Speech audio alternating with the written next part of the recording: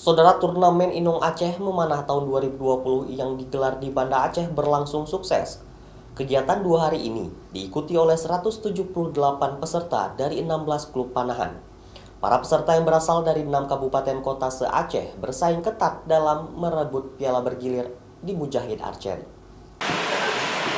Perlombaan memanah yang diselenggarakan di Mujahid Archery Club Lam Gugup Banda Aceh memperebutkan piala bergilir Tati Mutia Asmara.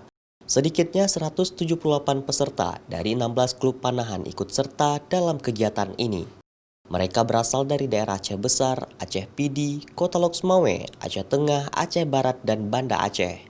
Dalam turnamen ini juga diperlombakan kategori Best Archer. Perolehan juara kali ini diraih oleh Nur Musdalifah dari Darmariam Archery Club atau The Match dengan meraih 3 emas. Lalu yang kedua diperoleh Cut Safarina Yuliani dari Match. Dan yang ketiga diraih Ryan Atifa Karirah dari Match. Sedangkan klub memanah Mujahid Archery meraih piala bergilir Tati Mutia Asmara setelah mengumpulkan 5 medali emas dalam turnamen panahan Inong Aceh Memanah Championship tahun ini. Yang terlibat di turnamen ini sebagai peserta itu berasal dari 6 kabupaten kota, terdiri dari 16 klub, ya, 16 klub, jumlah peserta semuanya 108 peserta, terdiri dari para ibu Aceh, ya, dari yang usia SD sampai yang usia ibu-ibu, ya, mama-mama, ya, orang Aceh.